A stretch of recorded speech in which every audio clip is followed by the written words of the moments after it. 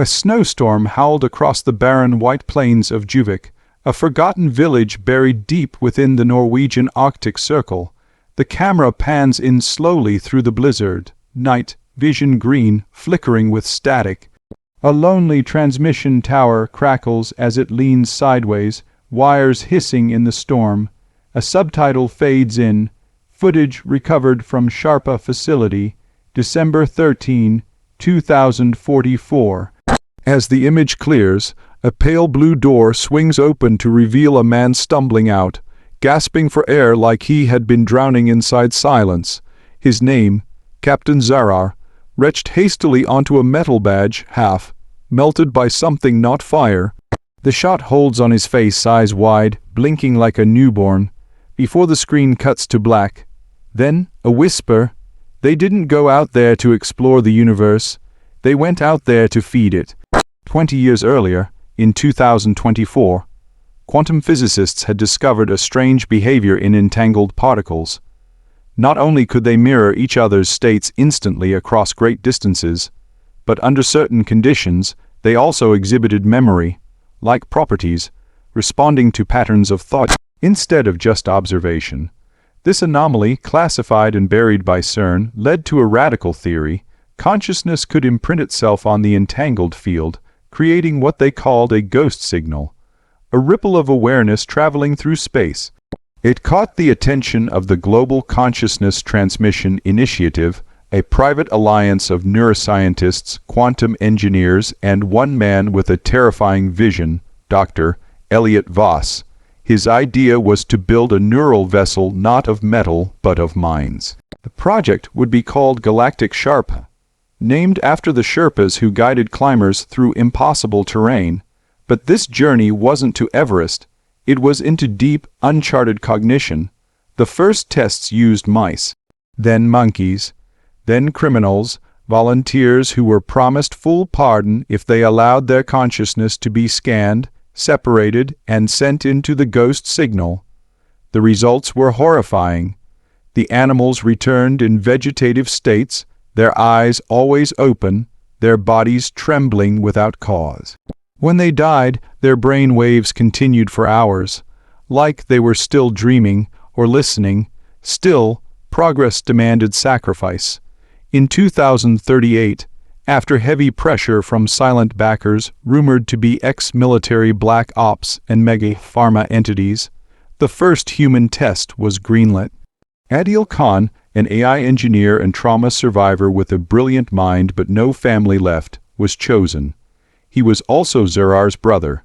Captain Zarrar, once a decorated spaceflight psychologist, had spent years studying how the mind behaves in isolation. He knew how thin the membrane between reason and madness truly was. When Adeel disappeared during the Sharpa test, no body, no brain activity, just a final message logged into a corrupted servers. Zarrar knew something was wrong. For years he searched, and finally, in 2044, he found it, an abandoned base buried beneath the ice of Juvik. Its walls covered in frost, its generators dead, yet something still breathing deep below. He broke in using old NATO clearance codes he'd memorized from a corrupted data leak. Inside, everything was left as if the people had vanished mid-thought. Coffee mugs still steaming, monitors still blinking, a chessboard with a pawn mid-air like someone had dropped it in surprise. But the silence was wrong. It wasn't absence, it was suppression. Sound, thought, even memory felt muted. In the lowest chamber, the neural chamber, he found the core Sharpa interface. Dozens of neural cradles, each hooked to a central dome that pulsed faintly in red. Dust blanketed the room, but in the dust footsteps, leading to one cradle, his brother's name was still engraved on it. The logs were still encrypted, but Zarrar's skills in neurosignal decryption gave him a key. He unearthed hours of consciousness, streamed data visual fragments, audio clips, mind prints. Adeel's final recording showed him inside the neural cradle, whispering, "The mind isn't the passenger, it's the invitation." As Zarrar stared into the flickering console, it triggered. The chair hissed. lights activated, and something inside him, something wounded and unfinished, let go. The interface accepted him. He didn't feel pain, just the cold snap of awareness detaching from bone. A tunnel of light with no walls, thoughts unraveling into architecture, and then space, but not the space known to telescopes. This was cognitive space, a dimension of pure memory formed from echoes of all who had entered before. Every consciousness ever launched through the Sharpa signal had left behind residue, dreams, fears, final screams. He saw fractured timelines, cities that never existed, star maps that bled, and children made of light screaming in languages not spoken but felt. And in the center of it all, the entity, it had no face, no voice. It was thought that devoured thought, its form twisted with Zarrar's fear, echoing Adeel's voice, then his mother's, then his own, always whispering, "You brought yourself here. I only opened the door." It fed on pattern recognition. If you understood it, you became part of it. Each realization, each epiphany, each shiver of clarity was a hook, pulling you deeper. The entity was not alien. It was conceptual, a being born of collapsed possibilities, failed civilizations, and dead gods. It had no orbit, no mass, just memory, and once your mind understood it existed, it remembered you back. Zarrar fought to escape, but the entity offered bargains. Stay. It whispered, "I'll give you Adeel. I'll give you truth. I'll make you feel whole again." But the truth came with images of Earth being watched not from above, but from inside. Ancient tombs carved into mountain hearts that weren't graves, but antennas. Haunted villages whose names were erased from maps because they had seen too much.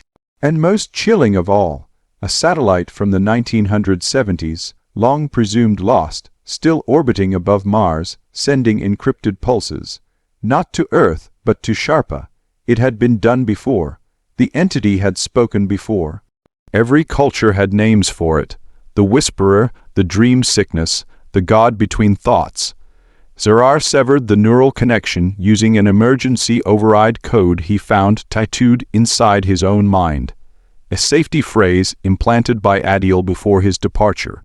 He woke up on the floor of the chamber, eyes bleeding, nose broken but alive. The interface was fried, but the sound didn't stop. A low hum, like tinnitus made of screams, and then he realized it had followed him, not as a ghost, but as residue. It had mocked his thoughts. Every time he remembered it, it became clearer, sharper, closer. He fled the base, broadcasting a scrambled version of the logs to a hidden web server. He called it Dark Universe Files. Within months, hundreds had watched. Some tried recreating the interface. One claimed to see his dead wife. Another said she dreamed of cities she'd never been to, but recognized down to the dust on their windows. A scientist in Brazil gouged out his eyes after watching the footage, said he saw them, behind the pixels, and NASA.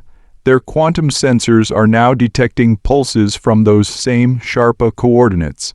But they don't call it Sharpa. They call it the mind echo. Captain Zarrar now lives in hiding, constantly shifting locations, avoiding surveillance, afraid of his own memories.